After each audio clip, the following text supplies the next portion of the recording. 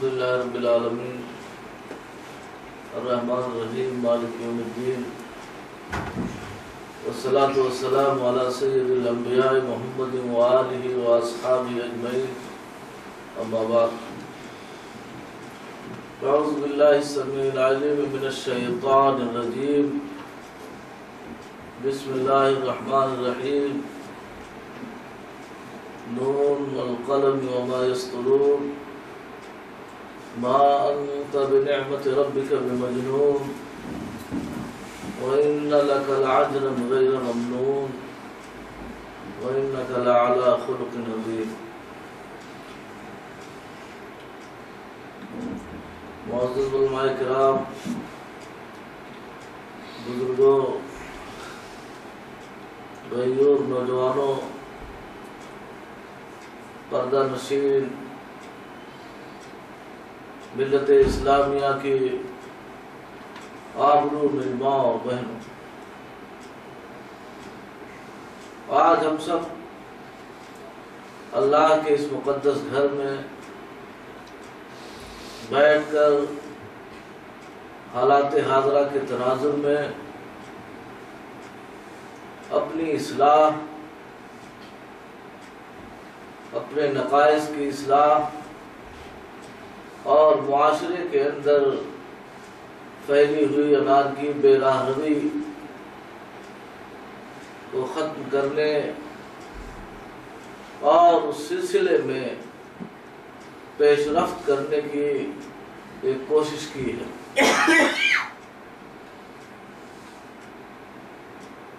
معاشرہ صالحیت کی طرف اس وقت تک گامزن نہیں ہو سکتا جب تک اس کے افراد اچھے نہیں. اخلاق حسنہ اس موضوع پر گفتگو اس مناسبت سے بڑا اہم ہے. کوئی بھی معاشرہ، سوسائٹی، تہذیب و ثقافت وہ در حقیقت افراد سے متعلق ہے، اور افراد ہی بنیادی حصہ ہے معاشرے کا. اگر افراد کے اندر خوبیاں ہوتی ہیں تو انہی خوبیوں کے نتیجے میں وہ معاشرہ صالح معاشرہ کہلاتا ہے. اور اگر افراد میں خامیاں ہو جائیں، بے راہ روی عام ہو جائے، فحاشیت و عریانیت عام ہو جائے، انسانیت کی ناقدری ہونے لگ جائے، تو آپ سمجھ لیں کہ معاشرے کو تباہی سے کوئی چیز روک نہیں پاتی. اللہ رب العالمین نے اسلام کی تبلیغ کے لیے نبی محترم صلی اللہ علیہ وسلم کہ پوری زندگی میں جس چیز کو بہت نمایاں کیا ہے وہ آپ کا کیریکٹر اور کردار.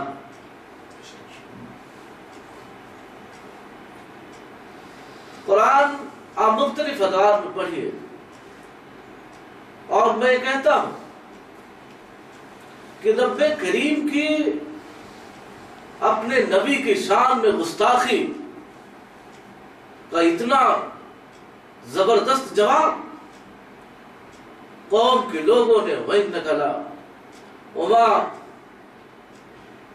نون والقلم وما يسطرون ما انت بنعمت ربک بمجنون.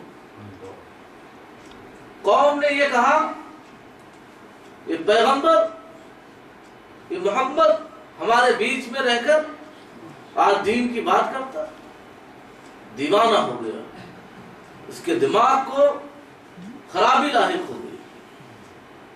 رب کریم نے نبی رحمت کی اس بردباری کا جواب دیا، ما انت بنعمت ربک بمجنون، آپ اپنے رب کی فضل سے پاگل نہیں ہیں.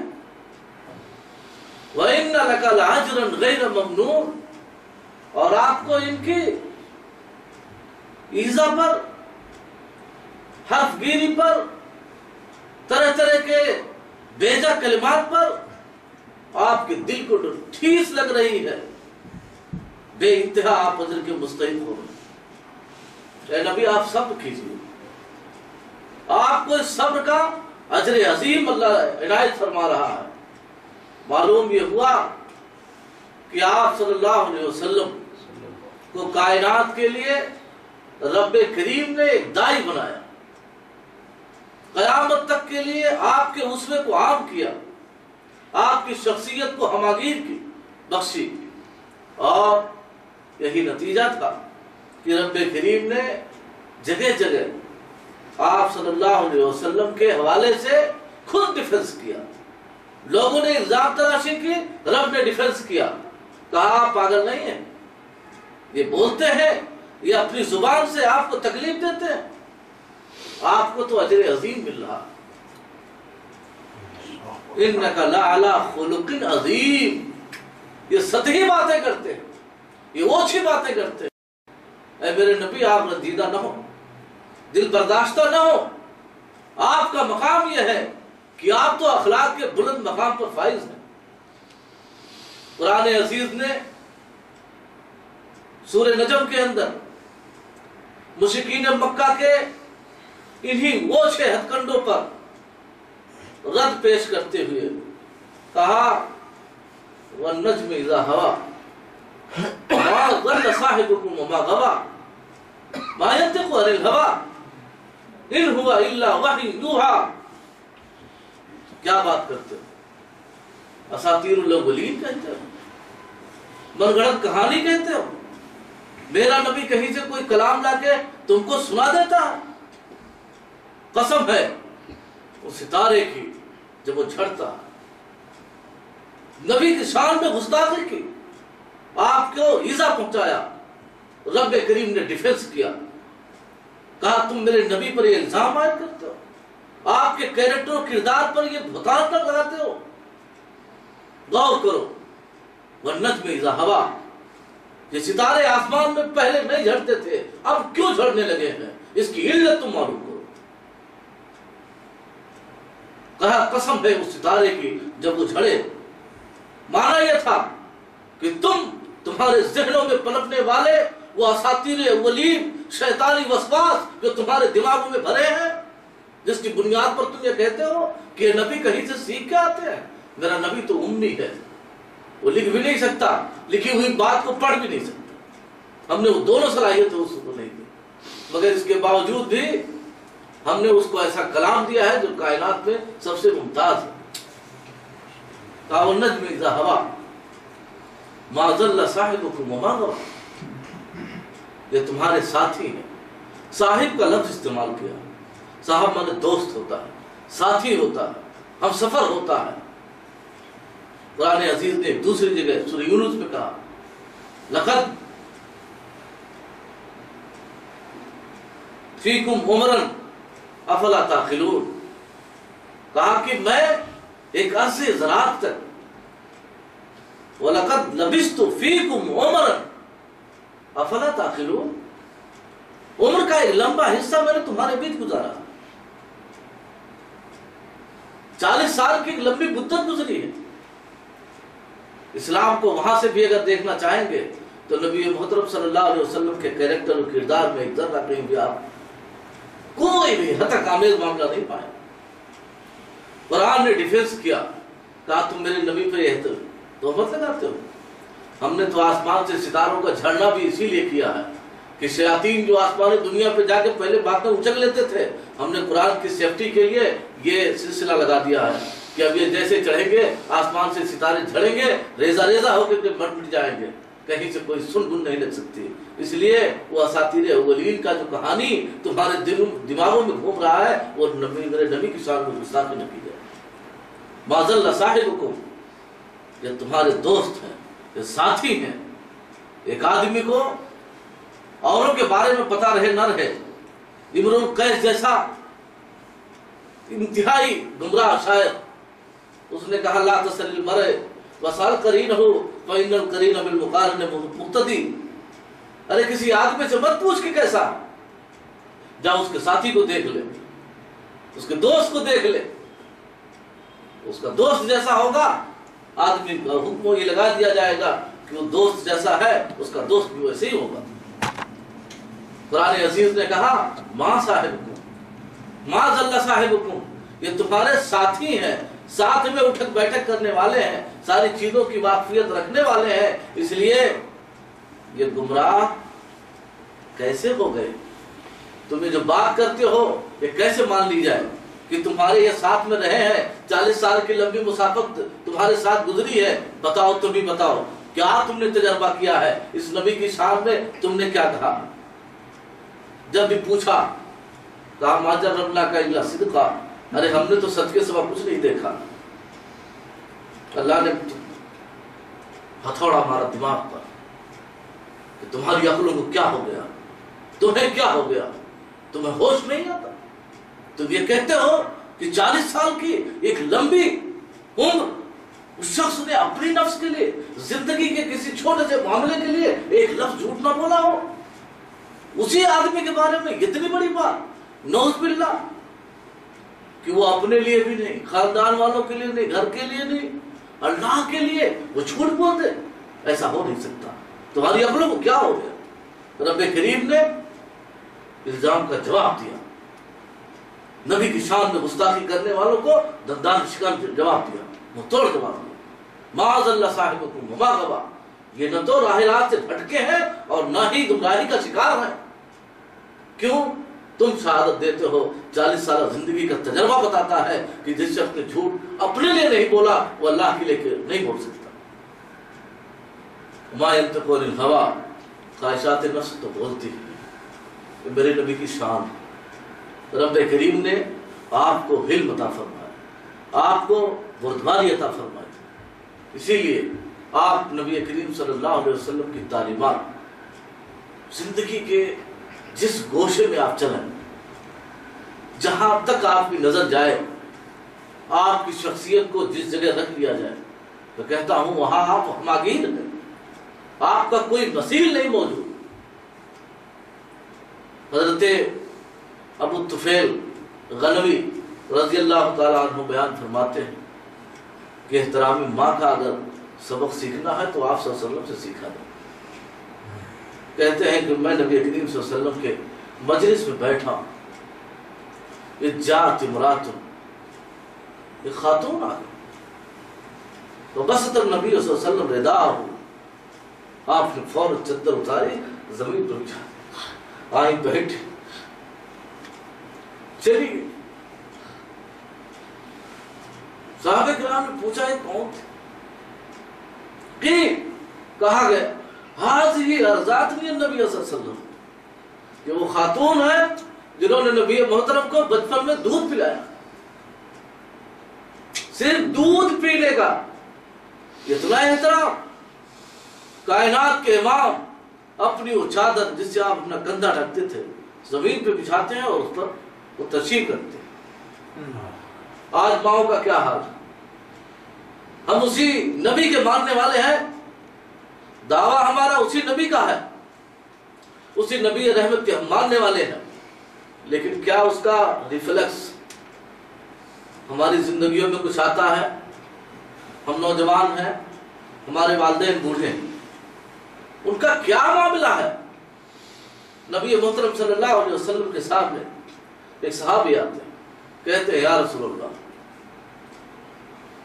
ان لی مالا، میرے پاس مال ہے، وَإِنَّ أَبِي يَحْتَاجُ إِلَى مَالِي، میرے باپ میرے مال کا محتاج ہے، کیا کروں؟ آج لڑکا سیٹ ہو جاتا ہے، باپ بیچارہ گداگری کرتا ہے، در در بھٹکتا ہے، سمجھتا ہے کہ ہم تو سیٹ تھے، اپنی اوقات میں نہیں رہتا۔ نبی کریم صلی اللہ علیہ وسلم کے سامنے آیا، کہا میرا باپ محتاج ہے، میں بہت بڑا سرمایہ دار ہوں، کیا ہے مسئلہ؟ آپ صلی اللہ علیہ وسلم نے کہا انت ومالک لابیک، ارے تو اور تیرا مال سب تیرے باپ کا، تیری اوقات کیا؟ آپ سیکھیں نبی محترم صلی اللہ علیہ وسلم نے کیا تربیت دی ہے، ایک باپ کو، ایک بیٹے کو، ایک ماں کے حوالے سے ہماری تربیتوں کا کیا ہے؟ کیا ہم نے اپنی زندگی کے اندر نبی محترم صلی اللہ علیہ وسلم کا اسوہ اور نمونہ اگر واقعی ہم اپنے زندگیوں میں ڈھالتے ہیں تو یقین مانیے کہ یہ زندگیاں انشاءاللہ میں کہتا ہوں کہ عائشہ رضی اللہ تعالیٰ عنہ سے کسی نے پوچھا کہ نبی کریم صلی اللہ علیہ وسلم کے اخلاق کیا تھے تو انہوں نے کہا کان خلقہ القرآن. ارے آپ کا اخلاق قرآن ہی تو ہے. قرآن مطلب قرآن میں جو کچھ ہے، قرآن میں جو احکامات ہیں، قرآن میں جو بیانات ہیں، قرآن میں جو چیزیں ہیں، جتنے ساری سی باتیں ہیں، وہ نبی کریم صلی اللہ علیہ وسلم قرآن کی چلتی پھرتی تصویر نظر آتی.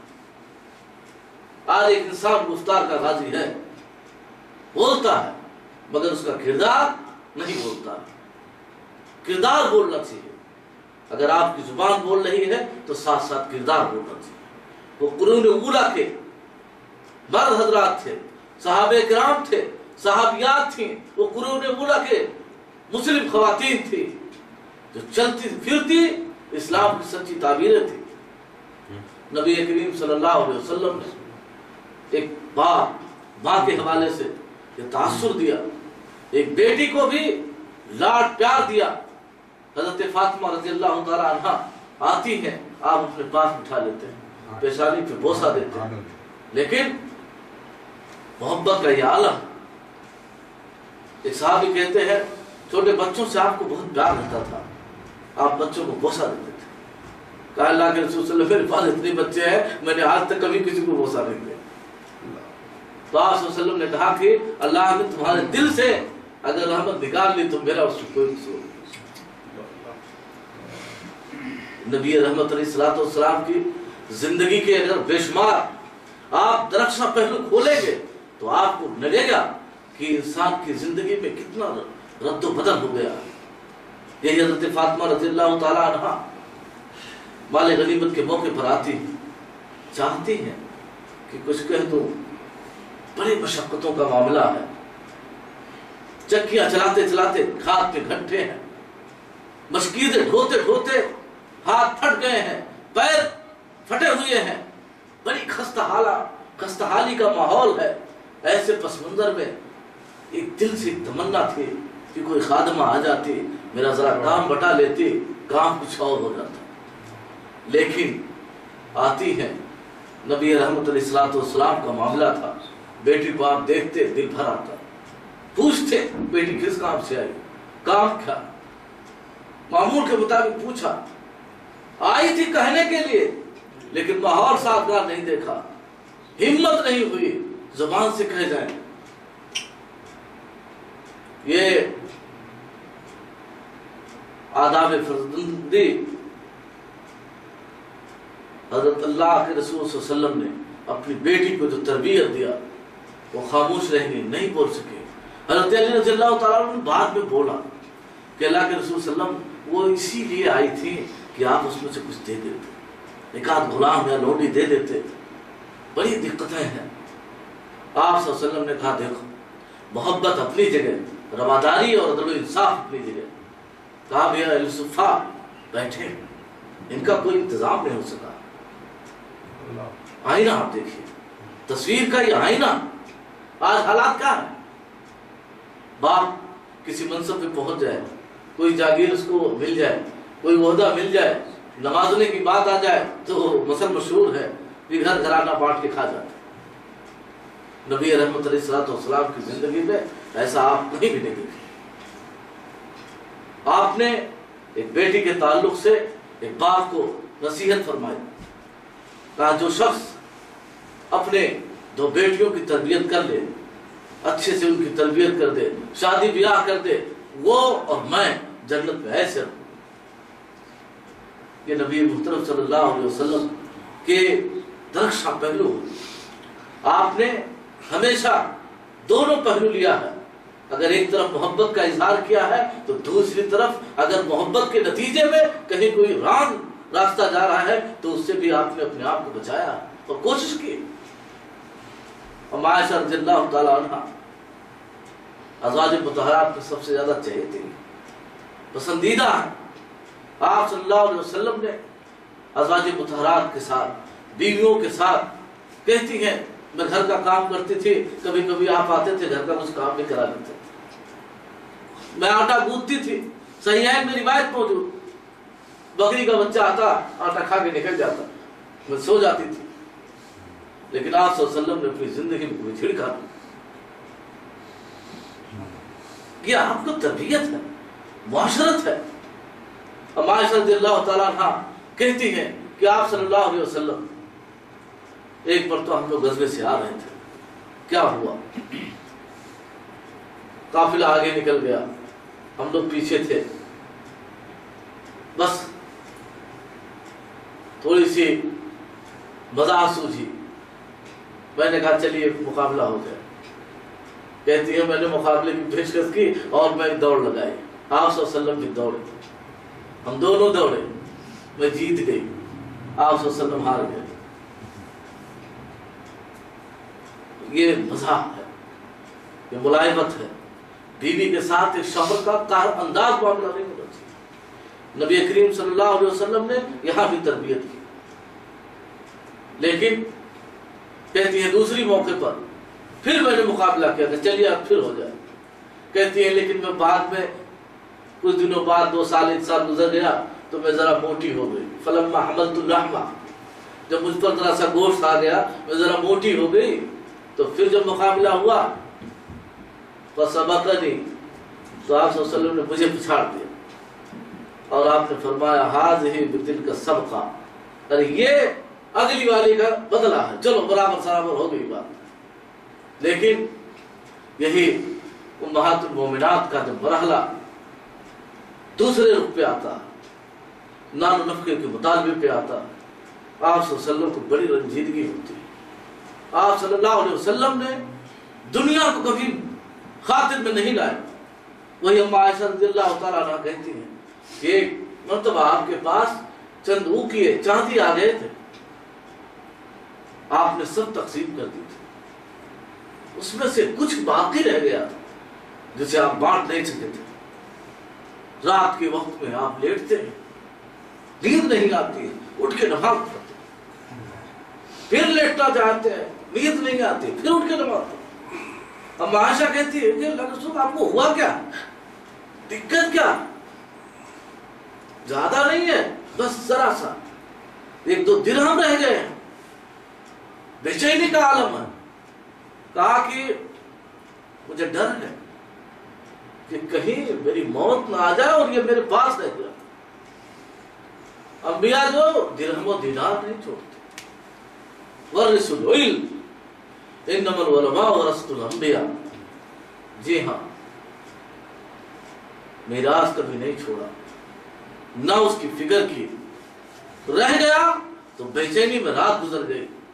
آج کیا حال ہے، امت اسلامیہ کا جائزہ لیا جائے، آج سارے منظر نامے ہیں، اللہ کی پناہ ہو۔ میں کہتا ہوں کہ آج ہمارے دل کتنے سخت ہو گئے، ہمارے دلوں پر اس کا اثر نہیں آتا۔ آج ہم ایسے اسلام کے ماننے والے جس کی رواداری کا حال یہ ہے کہ نبی کریم صلی اللہ علیہ وسلم نے ارے انسانوں کی ماں تو کیا ہے، انسانوں کی ماں نہیں پرندوں کی ماں پر بھی شفقت کا معاملہ کیا۔ صاحب بیان کرتے ہیں کہ ہم لوگ ایک مرتبہ غزوے میں جا رہے ہیں، راستے میں ایک چھوٹے پرندے کا گھونسلہ دکھ گیا، لڑکپن تھا، کیا کرتے، لڑکپن میں کھیلی ہوتی ہے۔ ہم لوگوں نے جلدی سے درخت سے اس بچے کے چھوٹے چھوٹے چوزوں کو اتار لیا۔ آپ صلی اللہ علیہ وسلم قضائے حاجت کو گئے تھے، آپ وہاں سے لوٹتے ہیں، دیکھتے ہیں کہ ان پرندوں کی ماں اپنے پر زمین پر مار مار کے آواز لگا رہی۔ آپ نے فرمایا من فزع بہذہ ہذہ بولدھا، ارے کون ہے جس نے اس پرندے کو اس کے بچوں سے تکلیف پہنچا دی، ردوہا ردوہا، ارے لوٹا دو اس کو، اس کے گھونسلے میں ڈال دو ڈال دو۔ آج ہم ایسے اسلام کے ماننے والے جس کی تعلیمات کا معاملہ یہ کہ انسان نہیں پرندوں جانوروں تک پر بھی آپ نے شفقت اور مہربانی کا معاملہ کیا ہو۔ آج میں کہتا ہوں ان سیریلوں کی برکتیں ہیں، ان نحوستیں ہیں، جس کی نحوست میں آج مسلمان کو اپنی ہسٹری معلوم نہیں ہے، اپنی تاریخ کے وہ درخشاں روشن ابواب معلوم نہیں ہے، دن رات اسی پر گندگی اور نجاست کے اڈوں سے گندگی دیکھتے دیکھتے ذہن خراب ہوتا جا رہا ہے، اور ایک مسلمان بھی اس بات کو کہنے لگ گیا ہے کہ مسلمان دہشت گردی کا کام کرتا ہے۔ نعوذ باللہ من ذالک، یہ ہو نہیں سکتا، یہ ممکن نہیں، امکان سے اوپر کی بات ہے۔ آپ صلی اللہ علیہ وسلم نے اس گورئیے کے اوپر بھی ترس کھایا اور کہا کہ اس گورئیے کی ماں دیکھو کتنا پریشان ہے، کتنا پریشان، وہ اپنے پر بچھا رہی ہے، بچے کو لوٹا دو، اس ماں کو تکلیف نہ دو۔ آپ صلی اللہ علیہ وسلم ایک مرتبہ آپ گزر رہے تھے، ایک اونٹ کا پیٹ اور پیٹھ چپک گیا، آپ اس کے کان، اونٹ کے کان کے پاس اپنا چہرہ لے گئے، کہا کہاں اس کا مالک، بلاؤ ہے، بلاؤ۔ کہا کہ تم لوگ اس گنگے جانور پر یہ ظلم نہ کرو، ظلم نہ کرو، اس کو سواری بھی اس کے صحت و تندرستی کے عالم میں کرو، اور اگر چھوڑنا ہے تو بھی صحت و تندرستی کے عالم میں، ایسا نہ ہو کہ بیمار پڑ جائے دھکا مار کے بھگا، تندرست رہا جب تک کام لیا، اور جب کام کے لائق نہیں رہا رسی کھول کر کے آپ چھوڑ دیجئے۔ یہ انسانیت نہیں ہے، یہ رواداری نہیں ہے۔ آپ صلی اللہ علیہ وسلم نے کہا کہ اگر تمہیں اس کو کام لینا ہے تو اس کی صحت و تندرستی میں کام لو، اور اس کو اگر بیماری آ گئی ہے تو اس کے ساتھ دوا علاج کا، اس کو کھلانے پلانے کا سارا ذمہ آپ کو کرنا چاہیے۔ نبی کریم صلی اللہ علیہ وسلم بیویوں کا ایک اور رخ تھا، بیوی کو بحیثیت بیوی آپ نے بہت مرحلوں میں، ام عائشہ رضی اللہ تعالیٰ عنہ کہتی کہ میں مسجد نبوی میں حبشی لوگ کھیل کھیلتے تھے، میدان جنگ کے پریکٹس کرتے تھے، کہتی ہیں آپ صلی اللہ علیہ وسلم میری وجہ سے میرے دروازے پہ آ کے کھڑے ہو جاتے۔ میں آج ماں اور بہنوں کو بتا دوں کہ وہ قرون اولا کی مائیں اور بہنیں تھیں جو جنگ میں نہیں جا سکتی تھی، جنگ ان پر واجب اور ضروری نہیں تھی۔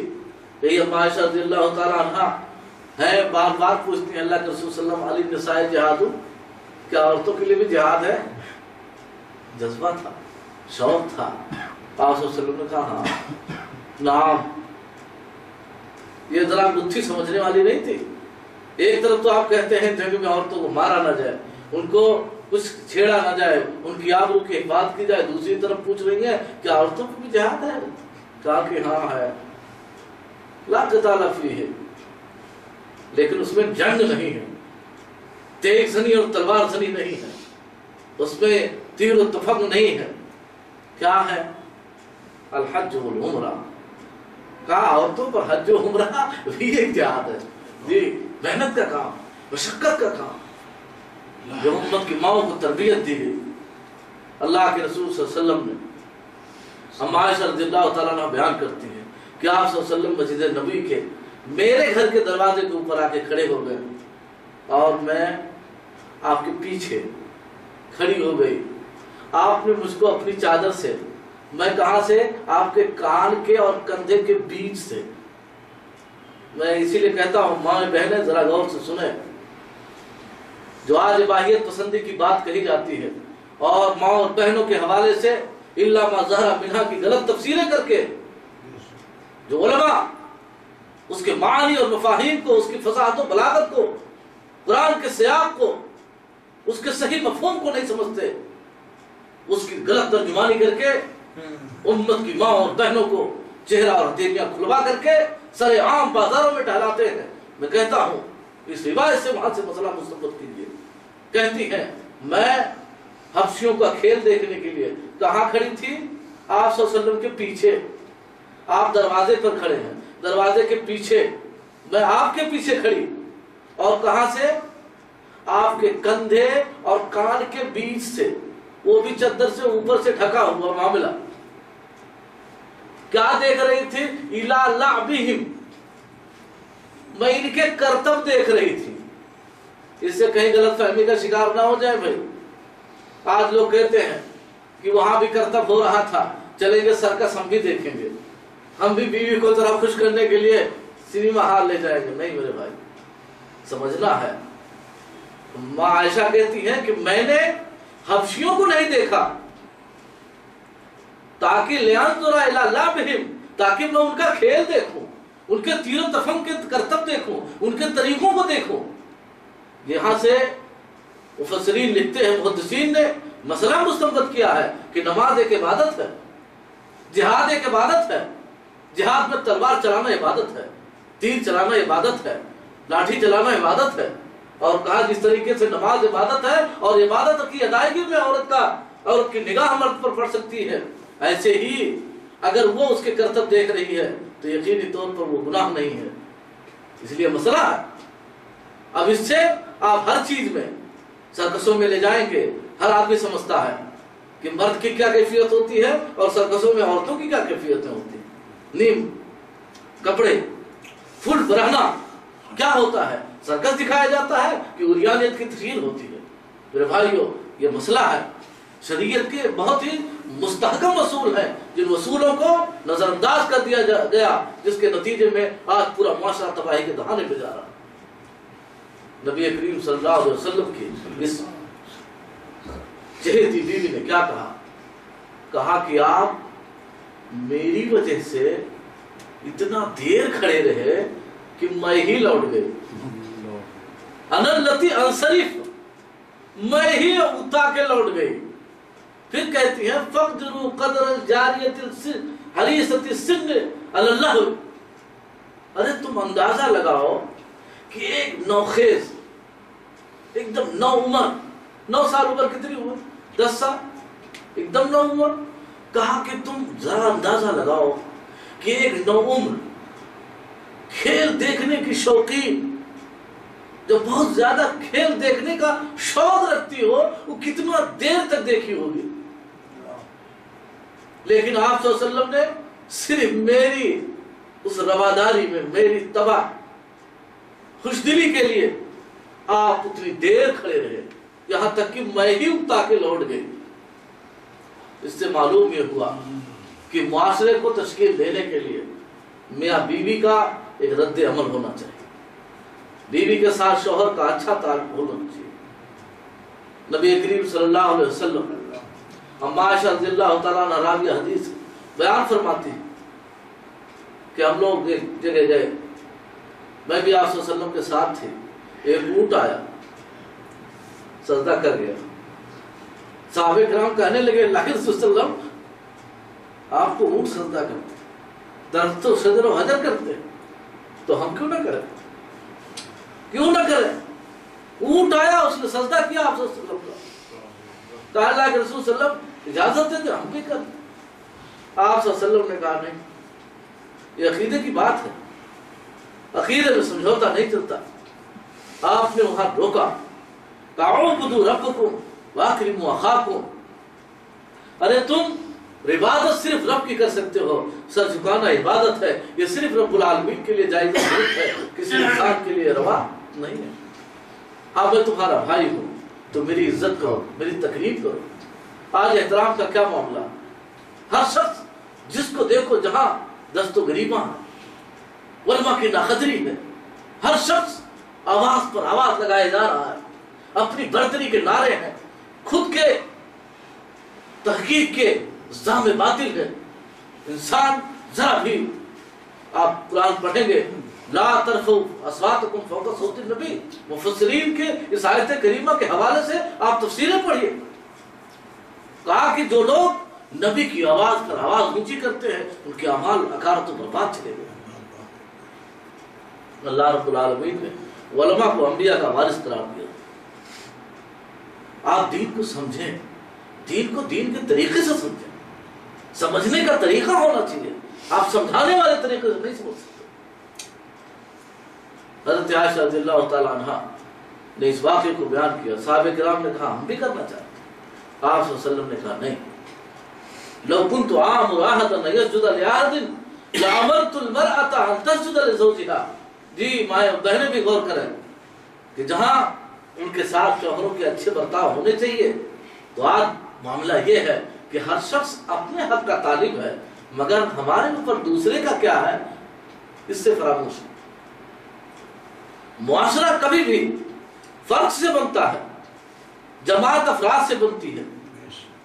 لازم ہے کہ ہم معاشرے کے وہ کل پرزے ہیں کہ جس کو ایک دوسرے سے علیحدہ کر دیا جائے ہم کو سکون نہیں مل سکتا۔ اور میں بار بار بات کہتا ہوں کہ ایک خاتون مرد سے الگ ہو جائے تو وہ اپنے کل سے جدا ہے، کبھی بھی مکمل نہیں ہو سکتی، اور مرد کبھی بھی مکمل نہیں ہو سکتا کیونکہ اس کا جز بکھرا ہوا ہے، اس کا جز اس سے جدا ہے۔ اس لیے ایک مرد مکمل اسی صورت میں ہوتا ہے جب خاتون کی شکل میں اس سے وہ جز آ کے مل جاتا ہے۔ یہ دونوں کی باہمی محبت اور اثار و ہمدردی جب ایک ساتھ پروان چڑھتی ہے تو ایک صالح معاشرہ تیار ہوتا ہے، اور اس کی صالحیت سے ایسے افراد تیار ہوتے ہیں جہاں پر ایک اچھا ماحول بنتا ہے، جہاں محبت کے پھول کھلتے ہیں۔ میرے بھائیو، عائشہ رضی اللہ تعالیٰ عنہ کے حوالے سے یہ بات نبی کریم صلی اللہ علیہ وسلم نے کہا، سنو میرے صحابیوں، اگر میں کسی کو سجدے کا حکم دیتا تو میں حکم دیتا کہ عورت اپنے شوہروں کا سجدہ کرے، لیکن چونکہ سجدہ کسی انسان کے لیے جائز نہیں ہے اس لیے یہ کام کائنات میں کسی کے لیے جائز نہیں۔ اس لیے قبروں سے لے کر کے، مزاروں سے لے کر کے، بڑے اور بوڑھوں سے لے کر کے، پیروں اور فقیروں سے لے کر کے، کائنات کی کوئی بھی شے، بت سے لے کر کے جو بھی، اللہ کے علاوہ کوئی ایسی ذات نہیں جس کے لیے سجدہ روا ہو۔ میرے بھائیو، یہ نبی کریم صلی اللہ علیہ وسلم کے یہ وہ درخشاں پہلو، زندگی کے وہ روشن ابواب ہیں جن کو پڑھا جائے، جن کو سمجھا جائے، اسلام کی سچی تصویر آپ کو سمجھ میں آتی ہے۔ آج حالات بگڑ گئے، بہت حد تک بگڑ گئے۔ حضرت عمر فاروق رضی اللہ تعالیٰ عنہ کہتے ہیں کہ آپ صلی اللہ علیہ وسلم کا کبھی کبھی بیویوں سے کچھ معاملہ بھی ہوا، ایک ساتھ جب دو کہتے ہیں گھر میں برتن ہوتے ہیں تو کبھی کبھی کھینچا تانی ہوتی ہے۔ ازواج مطہرات نے آپ سے نال و نفقہ کا مطالبہ کر لیا۔ آپ کو میں نے بتایا کہ آپ صلی اللہ علیہ وسلم کے پاس ایک درہم رہ گئی، رات بھر سکون نہیں ملا، آپ اپنے نفس کے لیے فکر نہیں کرتے تھے۔ عورتوں نے احتجاج کیا، اسٹرائک کی کہ ہم کو نال و نفقہ چاہیے۔ آپ صلی اللہ علیہ وسلم کو اس بات سے بہت دکھ ہوا، مگر اس دکھ پر آپ نے کوئی رد عمل ظاہر نہ کیا، سکوت فرما دے۔ بالا خانے پہ چڑھ گئے، صحابہ کرام نے بار بار سب نے اجازت مانگی، اللہ رسول میں آؤ، معاملہ سمجھو۔ صحابہ غمگین ہے کہ اللہ کے رسول نے سب بیویوں کو طلاق دے دیا، حالانکہ واقعہ ایسا نہیں تھا، آپ نے کسی کو اجازت نہیں دی۔ حضرت ابوبکر رضی اللہ تعالیٰ عنہ آئے اور کہا کہ میں آ سکتا ہوں، اگر آپ اجازت دیں تو میں آ گیا۔ آپ نے اجازت دی، وہ گئے۔ جب یہ چلے گئے تو حضرت عمر رضی اللہ تعالیٰ عنہ حوصلہ ملا، لگتا ہے مجھ کو مل گئے۔ انہوں نے کہا اللہ کے رسول میں بھی آنا چاہتا ہوں، کہا آ جاؤ، یہ بھی چلے گئے۔ اب کیا ہے، گھر میں پہنچے ہیں، منظر بڑا ڈینجر ہے، ساری بیویاں آپ صلی اللہ علیہ وسلم کی چاروں طرف گھیر کے بیٹھی ہیں، سب سکتے میں ہے، حزین غمگین، سر جھکا ہوا، کسی میں کوئی سکت نہیں۔ آپ صلی اللہ علیہ وسلم بھی غم سے نگال ہے، خاموش ہے۔ حضرت عمر رضی اللہ تعالیٰ عنہ کہتے ہیں کہ میں دل میں سوچنے لگا یار ایسے ماحول کیسے چلے گا، یہ تو عجیب ماحول ہے، تو لاؤ کچھ ایسی بات کر دوں کہ کچھ ہنسی ہو جائے، ہے نا، کچھ ہنس دیا جائے۔ کہتے ہیں کہ اللہ کے رسول صلی اللہ علیہ وسلم آپ بھی کمال کرتے ہیں، ارے میری بیوی نا بنت خارجہ اگر مجھ سے نال و نفقہ مانگی ہوتی نا تو میں آپ کی طرح تھوڑی ایسے بیٹھتا، ارے میں اٹھتا اس کا گلا پکڑ کے دباتا۔ آپ صلی اللہ علیہ وسلم مسکرانے لگے، بضحکہ آپ صلی اللہ علیہ وسلم مسکرا پڑے، تیز مسکرا گئے، ہنس لیے، دانت دکھ گئے۔ کیا تھا، حضرت ابوبکر رضی اللہ تعالیٰ عنہ مسئلے کو سمجھ گئے، مسئلے کی نزاکت کو سمجھ گئے، فوراً اٹھے، حضرت عائشہ کا گلا پکڑا، دبانا شروع کیا۔ تسلیل رسول اللہ صلی اللہ علیہ وسلم مانے سے ہی تو وہ مانگتی ہو جو ہے نبی کے پاس، مجبور کرتی ہو، نبی کو مجبور کرتی ہو۔ حضرت عمر رضی اللہ تعالیٰ عنہ اپنی بیٹی حضرت حفصہ کو پکڑا، دبانا شروع کیا، پھر مانگو، کبھی ایسا کرو، کہا نہیں کریں گے۔ ایک معاشرہ بگڑتے بگڑتے بن گئے، معاشرے میں ایسے افراد ہونا چاہیے۔ اپنی بیٹی کا مسئلہ نہیں، حق کیا ہے آپ اس کا معاملہ رکھیے، معاملہ ایسا ہوتا ہے تب جا کر کے معاشرہ صالح تیار ہوتا ہے۔ آپ صلی اللہ علیہ وسلم نے ازواج مطہرات کے ساتھ تلخیاں، خوشگواری دونوں ماحول میں رہ کر کے زندگی کو ایک خوشگوار ماحول بنایا، اور اسی کے ساتھ ساتھ یہ مرحلہ کہ آپ صلی اللہ علیہ وسلم کی زندگی میں آپ کو بیشتر حالات، چاہے وہ جنگ کا معاملہ، جنگ کے حالات میں بھی آپ کہیں سخت ہیں اور کہیں نرم ہیں۔ بدر کے قیدی آئے، حضرت عباس رضی اللہ تعالیٰ عنہ قیدی تھے، رات میں بیڑیوں میں چکڑے، آپ کو نیند نہیں آ رہی، قیدی کرا رہے، آپ اپنے خیمے میں بے چین۔ صحابہ نے وجہ پوچھی، تاؤ عباس، چچا عباس جو ہے رات میں نیند نہیں ان کو آ رہی، مجھے بھی بے چینی ہو رہی، ان کی ہتھکڑیاں ذرا ڈھیلی کر دی۔ اسلام نہیں لائے ہیں مگر اس نبی رحمت کا معاملہ یہ ہے، ان کی رواداری کا عالم یہ ہے کہ ایسوں کے ساتھ بھی یہ ہمدردی کا معاملہ ہے۔ زندگی کا یہ وہ نمونہ ہے کہ اگر امت آج کرنے لگ جائے، میں کہتا ہوں دنیا آج بھی ہمارے سر آنکھوں بٹھائے، لیکن ہم نے تو آج اپنے تشخص کو پامال کر دیا۔ ہمارا جو اقتداری تشخص تھا ہم نے اس کو پامال کر دیا، جس کے نتیجے میں آج ذلت و ادبار کی یہ ہوائیں ہمارے سروں پر منڈلانے لگی ہیں۔ نبی کریم صلی اللہ علیہ وسلم نے غلام کا معاملہ، آپ نے کہا کہ دیکھو تمہارے بھائی، حضرت ابو ذر رضی اللہ تعالیٰ عنہ کہتے ہیں میں نے اپنے غلام کو کسی معاملے پر برا بھلا کہا، آپ صلی اللہ علیہ وسلم نے پیچھے سے آواز لگائی، کہا یہ تمہارے بھائی، اللہ تبارک و تعالیٰ نے تمہیں تھوڑی سی ان پر برتری دے دی، دیکھو تم انہیں اپنی اولاد کی طرح مانو، کا کرامت اولاد کو، تم ان غلاموں کے ساتھ بھی وہی معاملہ کرو جیسے تم اپنی اولاد کے ساتھ کرتے، جو کھاؤ وہی کھلاؤ، جو پہنو وہی پہناؤ۔ آج کیا ہے، آقا اور محکوم کا کتنا بڑا ڈیفرنس ہے۔ تاریخ کے حوالوں سے معاملے اگر جانچے جائیں تو فلسطین کے بیت المقدس کے فتح کا صحرا حضرت عمر رضی اللہ تعالیٰ عنہ کے سر کیوں آیا تھا؟ اسی دربار نبوی کے یہ وہ تلامذہ ہیں، یہ وہ ٹرینڈ یافتہ صحابی ہیں، یہ گھوڑے پہ سوار جاتے ہیں، باری سے غلام سوار ہوتا ہے، باری سے خود سوار ہوتا ہے، اور جس شہر کو فتح کرنا ہے باری غلام کی ہوتی ہے اور آقا کو پیدل چلنا۔ جی ہاں، غلام اصرار کرتا ہے حضور آپ سوار ہو جائیں، شہر میں ابھی کیا ہوگا، دنیا کہے گی وہ جو گھوڑے پہ بیٹھ کے آ رہا وہی بادشاہ وقت ہے، وہی خلیفۃ المسلمین ہے، اس لیے شان کے خلاف بات ہوگی، کہا نہیں وصول کے خلاف۔ وصول یہ بتاتا ہے کہ باری تمہاری ہے، تم کو سوار ہو کے چلنا، وصول سے سمجھوتا نہیں ہوتا۔ حضرت عمر رضی اللہ تعالیٰ عنہ نے غلام کو سوار کیا، خود نکیل پکڑی پیدل چلنا ہے۔ آج ہے وہ تم، آج تو اپنے مفاد کی ذرہ قربانی کے لیے کوئی تیار نہیں ہے، ذرا ذرا سے مفاد کے لیے اللہ کی پناہ ہو، نہ جانے کیا سے کیا کر ڈالا، تو بالا کر دیا منظر نامے کو۔ دنیا کی پاکیزہ جگہیں مسجد اور مدرسے بھی محفوظ نہیں، اللہ کی پناہ۔ میرے بھائیو، سمجھنا یہ ہے کہ ہم کو نبی کریم صلی اللہ علیہ وسلم نے کیا سکھایا تھا اور ہم کیا کر رہے ہیں۔ پادری نے دیکھا کہ آقا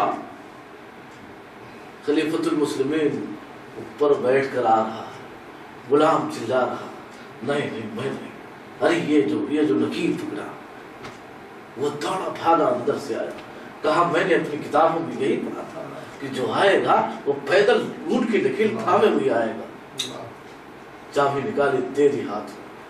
ایک دن فرقان میں آیا تھا کہ ایک پہلی بار حضرت عمر رضی اللہ تعالیٰ نے فتح کیا، دوسری بار سلطان صلاح الدین نے فتح کیا، فمن الان، اب کون ہے پوری دنیا کو چیلنج دے؟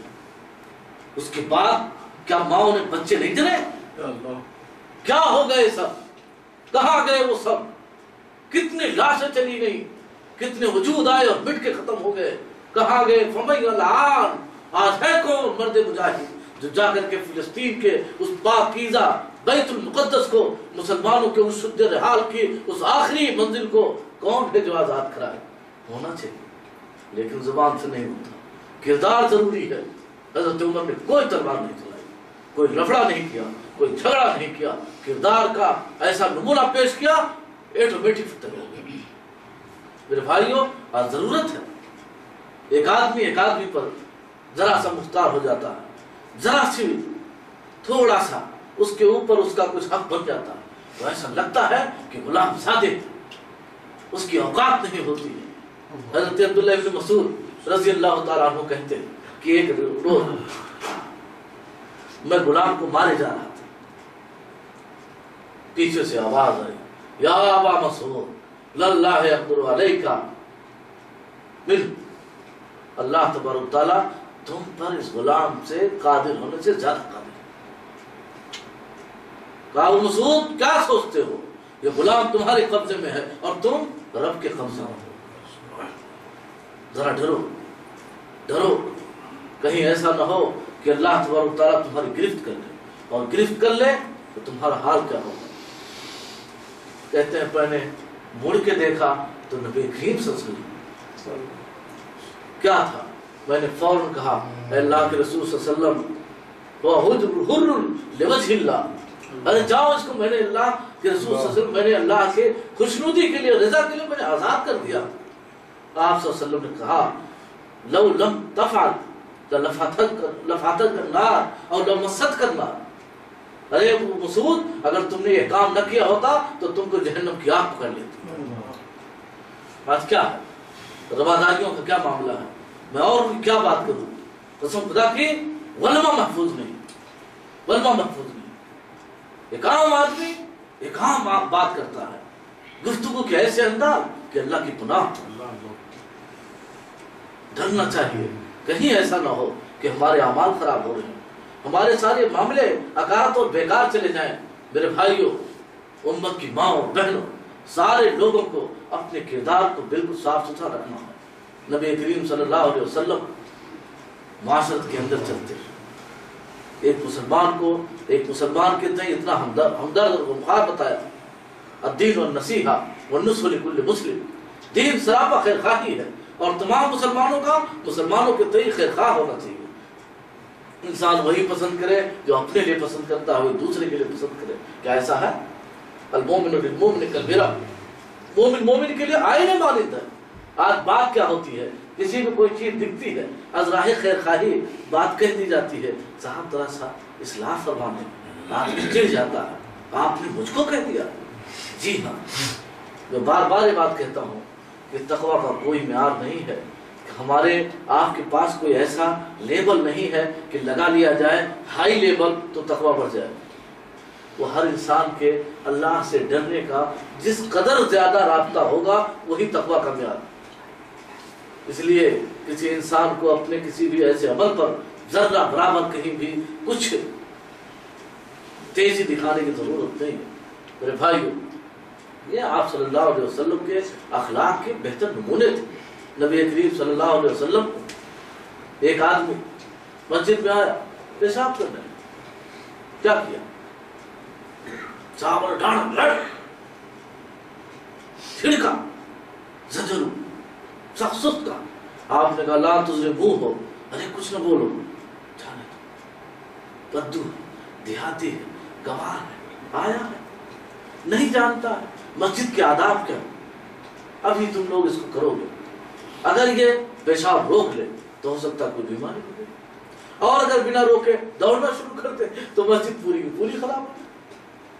کر لینے دو، کر رہا ہے کر لے۔ उस आदमी को कैसा लगा होगा कि यार ये लोग अच्छे नहीं है, यार बड़े अच्छे हैं। जो रिफ्लेक्स होता है इंसान के तुरंत जो है उसका रिएक्शन जाता है। जिन लोगों ने छिड़का वो अच्छे नहीं लगे, लेकिन जिन्होंने कहा जाने दो यार, कर लेने दो, तो उसको लगा होगा कि अच्छे।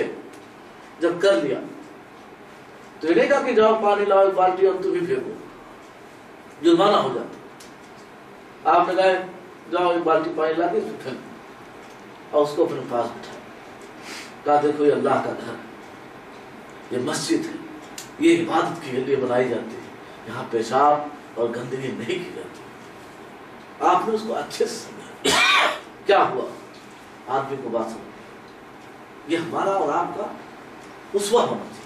नबी करीम सल्लल्लाहु अलैहि वसल्लम की जिंदगी के बेहतरीन नमूने हैं। आप सल्लल्लाहु अलैहि वसल्लम के इसार, हमदर्दी और इंसानी गमगुसारी का अगर आपको अंदाजा करना है तो हजरत अबू हुरैरा रज़ी अल्लाह ताला अन्हु की वो हालत देख लें। साहबा बयान करते हैं कि भूखे रहने की वजह से हजरत अबू हुरैरा रज़ी अल्लाह ताला अन्हु विष खा करके गिर जाते हैं। हम लोग समझते हैं कि इनको मिर्गी की बीमारी, मगर खुददारी का यह आलम था कि कभी किसी से अपनी भूख की शिकायत नहीं जी। दरबार नबी में पड़े रहे, कुछ आ गया मिल गया तो खा लिया, नहीं है तलबे हदीस में लगे हैं। कहते हैं रोज बहुत शिद्दत तकलीफ में बेकरार था, मगर क्या करता, नबी ने सवाल करने से भी तो रोक रखा था। आप सल्लल्लाहु अलैहि वसल्लम ने ऐसा नहीं कि अब दीन में आ गए चलो झोला उठा लो चल देते हो, नहीं, पेट का मसला नहीं, दीन न बेचो, दीन न बेचो, बहुत बड़ा जुर्म है, बहुत बड़ा जुर्म, नस्लें भरेंगी इसका जुर्माना। अल्लाह के रसूल सल्लल्लाहु अलैहि वसल्लम ने, हज़रत अबू हुरैरा कहते हैं हज़रत अबू बकर रज़ी अल्लाह ताला अन्हु आए, मैंने कहा कि जरा इस आयत की आप तफसीर बता दीजिए। वही तुमून ताम अला हुब्बिही मिस्कीनों व यतीमों व असीरा, अल्लाह की रजा के लिए लोग यतीम, मिस्कीन और कैदियों को खाना खिलाते। हज़रत अबू बकर रज़ी अल्लाह ताला ने आयत की तफसीर की चल दी। कहते हज़रत उमर रज़ी अल्लाह ताला, मैंने भी उनसे वही पूछा। पूछने का मतलब यह था कि मेरी हालत ज़ार, मेरे इस खस्ता हाली को देख के आप समझ जाए, मेरा चेहरा बता रहा है कि मैं भूख से परेशान हूं, मगर मैं बोल नहीं सकता। शेख ने भी कहा कि मुआशरे पे ऐसे कितने लोग पड़े जो मुहताज है, जरूरतमंद है, मगर बोल नहीं सकते, हमारी उनकी निगरानी नहीं जाती। हाँ, वो लोग जो दिन रात आपकी मदसराई करते हैं, आपकी करते हैं, हम उनको हमेशा नवाजते रहते हैं, अगर जो बड़े क्यों हो, मगर ऐसे मुहताज और कल्लाश जो बेचारे अपने नफ्स को इस बीमारी से बचाते हैं, ऐसे लोगों की तरफ निगाहें हमारी नहीं जाती, ये नफ्स है। कहते हैं हज़रत उमर रज़ियल्लाहु ताला अन्हु है, मैंने भी पूछा, उन्होंने मसला बताया, चल दिए। कहते हैं आप सल्लल्लाहु अलैहि वसल्लम आए, मैंने आपसे पूछा, आपने कहा बोले ना आओ मेरे साथ चलो, आपने कोई मारा नहीं बताया, आप नब्बास हैं, तबीयत शनाश है, आपने समझ लिया कि बोले ना वो कहना क्या चाहते हैं, आपकी मुराद क्या है। घर ले गए, कहा कुछ है, कहा क्या, जरा सा प्याले में तो थोड़ा दूध आया, कहा ठीक है ले आओ, ले आए, कहा मुझे भी भूख लगी है, अभी कहेंगे कि तुम पी लो, लेकिन आपने कहा नहीं, अगर असहाबे सुफ़ा में तुम हो तो और भी जो 70 और 80 है वो भी, कहा जाओ बोले ना उनको भी बुला लाओ। कहते हैं मैं क्या करता, नबी की बात थी, मैं इनकार नहीं कर सकता, लेकिन मेरे दिल की जो बात है वो सच्चाई में बता रहा कि दिल में सोचा कि मैंने पूछा और सबको खिलाने की बात हो रही, फिर भी मुझे तसल्ली हुई कि मैं आऊंगा, आप पहले मुझको दे देंगे, मैं पी लूंगा, बचेगा बचेगा, नहीं बचेगा तो देख लेंगे। कहा मैं बुला लाया, सारे लोग आ गए, कहा बोले ना प्याला उठाओ, कहा उठा लिया, कहा कि पिलाओ, कहते हैं मेरी जमीन सरक गई, कहा अल्लाह ये क्या, कहा पिलाओ, कहते हैं भूख से तो मैं करा रहा था, अब कहा तुम सबको पिलाओ, हुक्म था इनकार नहीं कर सकता, मैंने पिलाना शुरू किया, पिलाता गया, सब पी गए। कहा बोले आप पियो, کہتے ہیں پیاسا تو تھا ہی، بھوک تو لگی ہی تھی، میں نے دودھ کو خوب پیا، پینے کے بعد میں نے رکھ دیا۔ آپ صلی اللہ علیہ وسلم نے کہا ابو ہریرہ پھر پیو، کہتے ہیں کہ میں نے دوبارہ پھر پیا۔ اسی سے امام بخاری رحمۃ اللہ علیہ نے مسئلہ مستنبط کیا ہے کہ مہمان کے ساتھ بے اعتنائی نہیں ہونا چاہیے، کہ آدمی جو ہے کھانا لا کے رکھ دے، ٹھیک ہے کھا لیجیے، مہمان ہے تو وہ تکلف اس کی مطلب ایک طبیعی معاملہ ہے، میزبان کی ذمہ داری ہے کہ اصرار کرے، نہیں تھوڑا اور لے لیجیے، ذرا سا یہ میری طرف سے ذرا سا۔ کہا کہ ابو ہریرہ نے پی لیا تھا، آپ نے اصرار کر کے کہا ابو ہریرہ پھر پیو، کہتے ہیں میں نے پھر پیا۔ کہاں سے پیا جب جگہ نہیں تھی؟ اس کا مطلب یہ ہوا کہ تکلف میں تھوڑا وہ بچائے رہتے۔ کہا دوبارہ میں نے پھر پیا، آپ صلی اللہ علیہ وسلم نے کہا اور پیو، کہا اللہ کے رسول صلی اللہ علیہ وسلم اب مجھے جگہ نہیں۔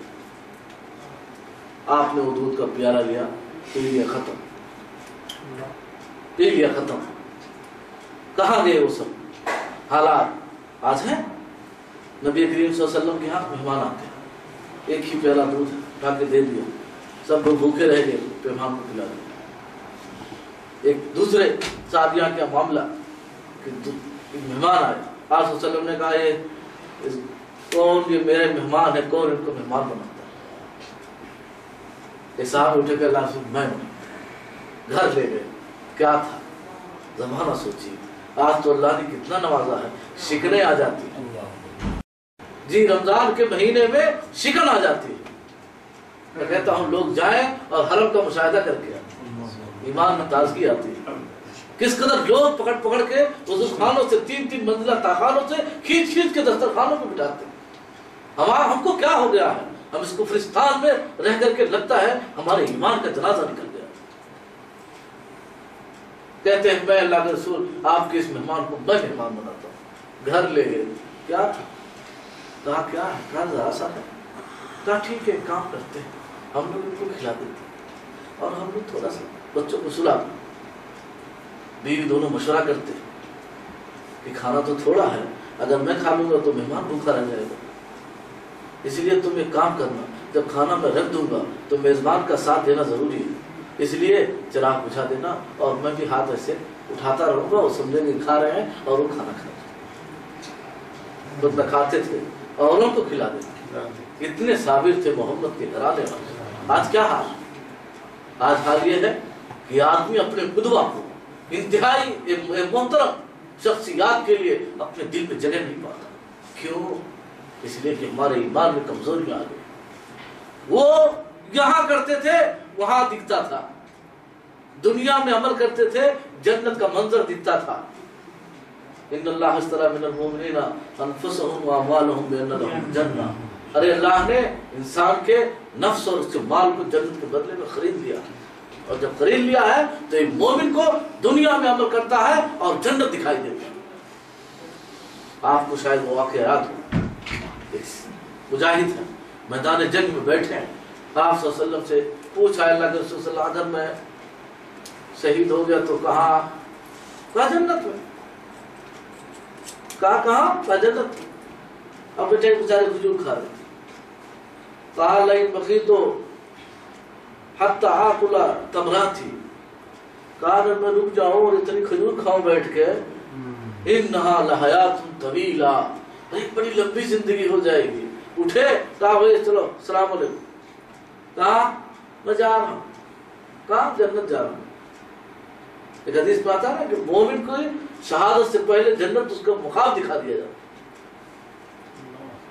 جو آدمی سچے دل سے درجے شہادت کو طلب کر لے، امام مسلم رحمۃ اللہ نے حدیث ذکر کی، من سأل اللہ شہادت بصدق بلغ اللہ منازل الشہداء وإن مات علی فراشہ۔ ارے جو شخص سچے دل سے شہادت طلب کر لے، اگر بستر پہ مر جائے پھر بھی اللہ تبارک و تعالیٰ اس کو شہادت نصیب فرماتے ہیں، دیتے ہیں۔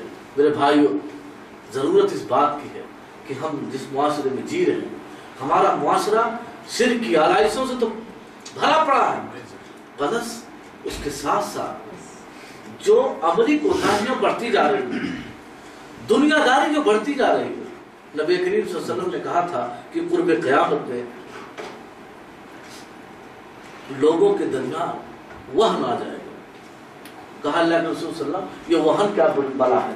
کہا کہ حب الدنیا و کراہیت الموت، دنیا کی محبت بھر جائے گی اور موت سے لوگ نفرت کرنے لگیں گے۔ آج میں سمجھتا ہوں منظر زندگی مستعار چند لمحوں کے لیے ہم آئے ہیں، اس دنیا کی حقیقت کیا ہے؟ آپ کی زندگی کا ویلیویشن کیا ہے؟ ہر شخص سوچے کہ اس کی حقیقت کیا ہے۔ وہ مائیں اور بہنیں تھیں جن کے دل اتنے بڑے تھے، اور آج ہمارا حال یہ ہے کہ صورتحال اتنی مدارت ہے۔ میں تو کہتا ہوں کہ کبھی کبھی حالات ایسے آ جائیں گے، اگر ہم نے اپنی اولادوں سے، اپنے آنے والی نسلوں سے اگر ہم نے ان سب تذکرے چھوڑ دیے اور پھر اچانک کبھی آپ کہیں گے تو یقیناً وہ یہی کہیں گے کیا ایسا بھی کبھی ہوا ہوگا؟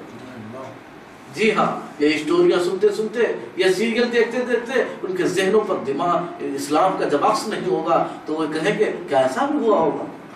کیا ایسا بھی ہو سکتا ہے؟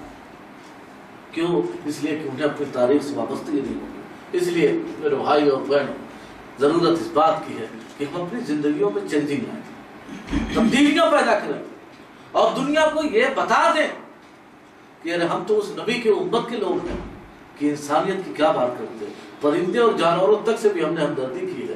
اس لیے مسلمان، اسلام کا ماننے والا نہ تو کوئی دہشت گرد ہو سکتا ہے اور نہ اسلام اس مزاج کو برداشت کر سکتا ہے۔ اس لیے میرے بھائیوں، پیار کی وہ بولی، اخلاق کا وہ نمونہ جو کہا کہ ظالم سے لیا ظلم کا بدلہ نہ کسی وقت، مارا بھی تو اخلاق کی تلوار سے۔ جی ہاں، بڑھیا کوڑے پھینکتی تھی لیکن کیا ہوا؟ بیمار جب گر گئی تو وہی گئی۔ جی ہاں، انگریزوں کے دور کا ایک واقعہ بیان کیا جاتا ہے کہ ایک مسلمان نے ایک ہندو کی زمین پر ناجائز قبضہ کیا اور اس کو کہا ہم یہاں مسجد بنائیں۔ سارے لوگوں نے اسی کی فیور کی، ہاں نہیں ٹھیک ہے، اسی کی ہے، اسی کی۔ گاؤں میں ایک آدمی تھے تو اس ہندو سے جج، جو انگریز جج تھا، اس نے پوچھا کہ بھائی تمہاری طرف سے بھی کوئی صفائی دینے والا آدمی ہے؟ کہا صاحب گاؤں میں کوئی تو نہیں، لیکن ایک بوڑھے آدمی ہے، اگر وہ بول دیں گے تو میں مان لوں گا۔ تو کہا ٹھیک ہے جا بلا لا۔ تو جب قاصد بلانے آیا تو کہا جا کے اس انگریز سے کہہ دو کہ میں نے قسم کھا لی ہے کہ میں اس کا شکل نہیں دیکھوں، اس لیے میں کیسے آ کے گواہی دوں؟ تو اس جج نے کہا کہ ان سے کہہ دو کہ وہ آئیں اور الٹے منہ کھڑے ہو کر کے اس بات کی شہادت دے دے کہ یہ جگہ کس کی، بھلے ہی میری شکل نہ دے۔ چنانچہ وہ آئے اور انہوں نے کہا کہ سچائی یہ ہے کہ یہ زمین ہندو کی ہے اور مسلمانوں کا ناجائز قبضہ۔ میں چلیے